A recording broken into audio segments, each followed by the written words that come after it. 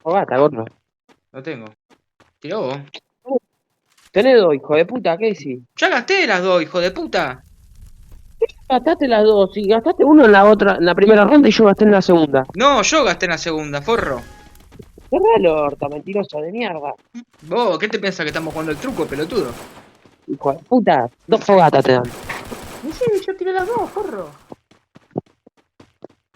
¿Va a tirar fogata o la tiro yo?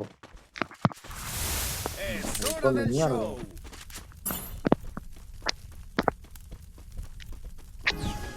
Mira, ya tiraste una. Te queda una más. Porro, no seas mentiroso.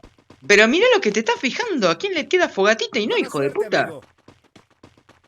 Sí, hijo de puta.